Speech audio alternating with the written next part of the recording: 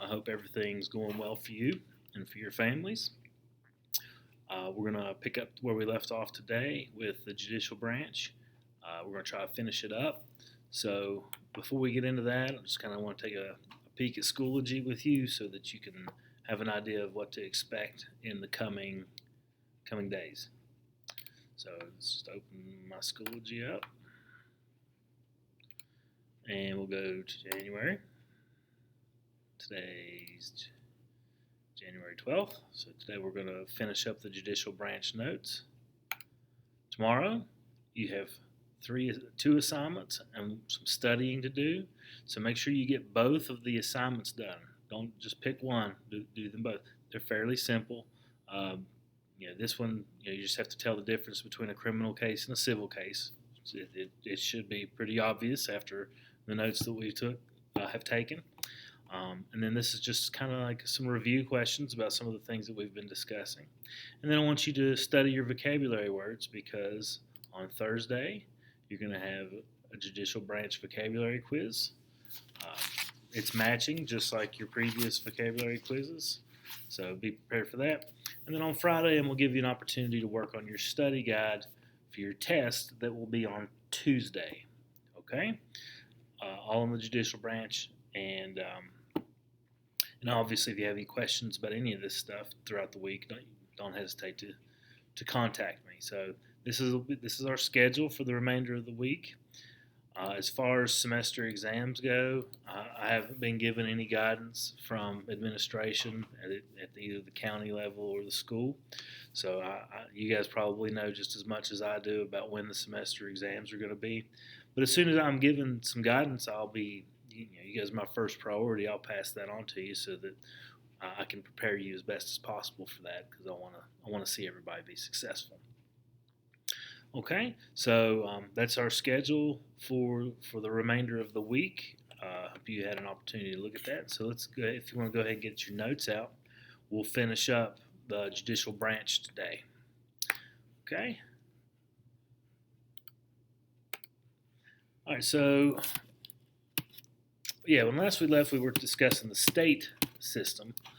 And the state is obviously pretty extensive, and it obviously is going to also vary from state to state. But in America, we do have a dual court system. And as you know, or as you should know, what that means is that because of federalism, there are federal courts and there are state courts. And this is kind of this graphic here shows the hierarchy of both of those. Now, last time we had notes, we discussed the different state courts, the different levels. We talked about the West Virginia Supreme Court, the circuit courts, and then the varying levels of the local, municipality and county courts with family courts and magistrate courts and mental hygiene commission and how juveniles are handled within the court system. So all of those things are done within the state. All right. Now, the federal court system also has a variety of different parts, and they each have different types of jurisdiction, meaning they can have original jurisdiction, which means they hear cases first, or they can have appellate jurisdiction, or they're an appeals court. So they very rarely hear cases first. They only hear appeals. And the majority of those courts literally say the word appeals in the name of the court. So U.S. Court of Appeals, U.S. Court of Appeals for the Federal Circuit, U.S. Court of Appeals for the Armed Forces, U.S. Court of Veterans Appeals. The Supreme Court also has appellate jurisdiction. They can have some original jurisdiction, but it's usually only in matters that deal directly with the Constitution. And typically, cases have been heard by other previous courts before it arrives at the Supreme Court. So they can have original, but they typically have appellate jurisdiction. So starting at the top, this is it's not the most recent picture, as the notorious RBG has recently passed and has been replaced with Amy Coney Barrett, Justice Amy Coney Barrett. But the United States Supreme Court is the highest court in the land. There is no other court that can be appealed once it has gone to the Supreme Court. It is made up of 9 justices. Justices, when you're just a judge, well, not just, but you are a judge. But when you're a judge on the Supreme Court or at the federal, in certain federal courts, you're referred to as a justice. That's just the title that is given. Any case that's heard by the Supreme Court, there's no jury. It's just these 9 people. Like I said, they mostly have appellate jurisdiction. Very rarely hear original jurisdiction cases. You become a member of the Supreme Court by being appointed by the President of the United States and then approved by Congress or the Senate. So there is checks and balances at work within this branch of the federal government as well. Once you are chosen, you serve for life. So you have you don't have to be reelected or reappointed. You serve as long as you serve with dignity and honor, or you retire, or you die. So there's only a few ways in which you can not get out of this position once you've been appointed to it. Death, retirement. You can quit, or you are removed from office. Okay, but this is the highest court in the land. It's a great honor to you have reached a level of in the judicial world that most people can only dream of once you become a member of the Supreme Court. They don't work all year. They only are really in session about the same amount of time that you're in school. So typically they're not in session during the summers. They're very selective about the cases they hear. They are allowed to pick and choose the ones they want to talk about and make decisions on. They're not required to make, but obviously they are out for the best interest of our nation, and so if they feel something's important, they are encouraged to get involved, and they will. But this is the United States Supreme Court. The United States Court of Appeals. This is the next lowest, I suppose the next highest, after the Supreme Court in the United States judicial system. It is an appellate court, and like I said, whenever you appeal a verdict, you're not trying to determine, you're not trying to get out of your sentencing. The purpose of an appeal is to determine whether the law was correctly applied, whether it was fair. And that's all an appellate court is able to do, is to determine fairness, not to re-examine evidence and overturn decisions. All right. So courts of appeals can hear challenges from lower courts, like district courts, within their own circuit. Within the United States, there are 13 courts of appeals, so they're done in different regions throughout our country. The next lowest is a district court. United States District Court. Our country has 94 district courts. The federal building in Beckley, there's a district court located there, and there's federal district attorneys. And if you ever watch Law and Order, and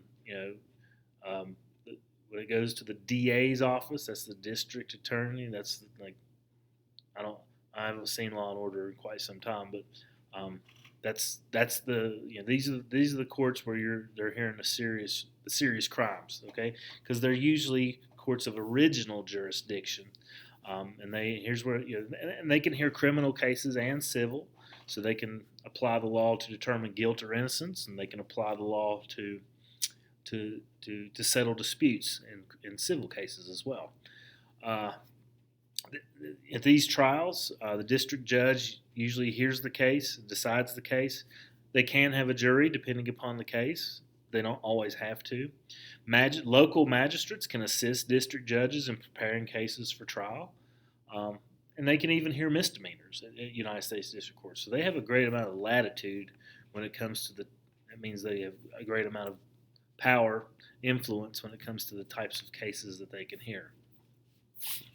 Okay, now, obviously there's a lot more to, there's different types of courts when it comes to the federal government, whether, if you're a veteran or if you are court-martialed or you're a member of the military, there's special courts for those as well.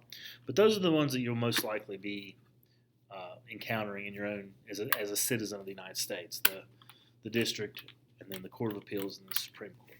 Okay? Now, going back to this, in instances where crimes have been committed, okay, you'll go to the magistrate or wherever, well, depending upon the crime that you've committed, and you know, so you're not always going to be remanded. Sometimes you're going to be allowed to post some type of bail or bond. Bail is just simply money paid to the court in exchange for your temporary freedom, and that you will and to guarantee that you show up for your trial. Okay, and bail can be very expensive. Okay, it can be very expensive. It can be, especially if you have a buddy that's been arrested and they call you and say, "Come bail me out." Well, it can be a pretty expensive task, and you don't always get your money returned.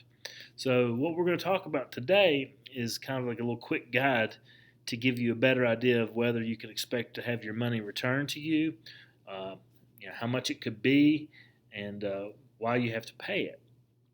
All right. Before, it can be very expensive, and there's two types of bail. There's cash bail, and there's surety bail. Okay, cash bail and surety bail. First, we'll talk about cash bail. All right, so cash bail is you just pay cash straight to the court, meaning you pay. Now it could be a check, obviously, but you pay the full amount of bail. So let's say that you are arrested for disturbing the peace. And so you go before the magistrate, and the magistrate says, you'll be free to go, but your bail will be set at $1,000. So you write a check for $1,000, or you give them your credit card or whatever, and you pay the full amount. Okay, and then the magistrate says, okay, your trial date is January 30th, and so you show up on January the 30th at the specific time, and your trial is conducted, and your money is then returned to you.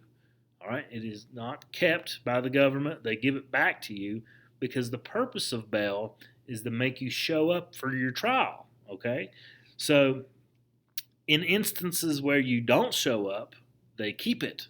Okay, so it's a way to make sure that you show up for your trial. That's the whole purpose, is to get the defendant to make all the required court appearances. If you don't show up for your trial date, the money is forfeited and you will never get it back. Okay, or if you are released on bail and you get arrested again, your money is kept. No refund will be given if you're out on bail and you commit another crime. Okay, so if you have a buddy that calls you and wants you to bail them out, you do that, you post the bail, and then they get in trouble again, your money could be forfeited. So be very careful as to who your friends are. All right, just be aware that that's how cash bail works. Okay, now in most instances, I don't have $1,000 to pay a straight up cash bail if I'm arrested. And so what a lot of people do is they use this thing called surety bail. All right. Now this is where you enlist a bail agent, like a bail bondsman, and this bail agent will write a surety bond for the defendant. And basically, let's say that you get arrested for a crime, and your bail is $1,000. So what you will do is you will pay 8 to 12% of the total amount to the bail agent. Okay, so if it's $1,000, I don't do math. $80 or so, is what you pay. I don't know, $80 or so. So you pay that, and you give that to the bail agent, and then the bail agent pays the rest of it. Okay, so now the bail agent, you pay the 8 to 12% up front. Okay, you're $80 to $120. All right, for your $1,000 bail. So then you show up for your court date, and the bail agent is going to probably make sure that is probably going to come to your house and pick you up and give you a ride to ensure that you show up. And then you show up for your trial date, you make all your court appearances. You don't, and so the bail agent that fronted you the money for the whole $1,000 gets all their money back, but they don't give you back your $80 or your $120. They keep it, and so that's how they make money, by making sure that you show up for your trial date. And so it's when people don't show up for their trial date is where you see bounty hunters and like people like that try to track you down so that they can get some of their money back. Okay, so the money that you pay is known as that 8 to 12% is known as your premium, and it's non-refundable. You don't get it back. It's kind of like a loan, and it costs you, 8 to 12% of the total amount of the bail for them to front the rest of the money to get you out of jail. So the premium, look at the premium as kind of like a fee for the bail agent's services to manage the defendant and make sure that the defendant shows up for their required court appearances. So cash bail is where you pay it all up front, and surety bail is where you use a bail agent to kind of front the money for you, but you don't get your money back whenever whatever percent you pay. Okay. Now there's also bond. Bond is a little bit different because it has to do with your property. Okay, so it basically means that you offer the real value of your property to the court in exchange for a defendant's release. So you see bond used in a little more serious crimes where the bail or bond is set a lot higher. Like if you have a $100,000 bond, you've committed a pretty serious crime, and they want to make sure that you show up. And so somebody might put their house, offer their house to the court in exchange for a person's release. So it's pretty serious. Property bond pretty serious. They're very similar to cash bail in that the court will legally seize your property, whatever property you put up for bond, if that person does not show up for court. Obviously, if the person makes all their court appearances, the bond is, the property does not exchange hands. So I really hope that you guys never have to experience any kind of bail or bond in your lifetime, but statistics show that some of you will. So I hope that that's none of you, though, and I wouldn't bet on any of you either being arrested. But if you just look at the stats, chances are some of you will. But if you are, now you know how bail and bond work. Okay, and getting back to the important stuff here. These are the required Supreme Court cases that you're going to need to know for your advanced placement government and politics exam. So I know that most of these so far we have done case briefs on. Yes. Not yet. I'm saving this one for when we do civil liberties. This one's for civil liberties as well. We'll do this one in civil liberties. Pretty sure we've done Roe versus Wade. Yep, we did that. I think we've done Brown versus Board of Education. Yep, we've done most of these. So there's only 2 or 3 left that we have not covered in your case briefs. So that's good. We're winding down on the case brief, so that's excellent. So that's just a list that if you want to compile all of your case briefs into a file, into a folder, into some way where you can have access to them so you can save them. It'll be an excellent study tool for whenever your AP exam comes along. Okay, so that's all I have for the judicial branch. If you have questions about bail bond, the different levels of the court system, federal, state, your vocabulary words, if there's any of those that are unclear to you, don't hesitate to contact me, ask me questions. I'm here to help you. You guys are my first priority, and I want to see you be successful. So that being said, that's all for the judicial branch. Next unit is on civil liberties, and we will start it. We may start it before the semester's over. We probably will. I haven't been given any guidance about your exam, but as soon as I am, we'll make a plan for the future. But as for this week, you're already planned up. You know what to do, and I'm here for you if you have troubles, questions, or comments. So I hope everybody's doing well. Take care of yourselves. Take care of each other.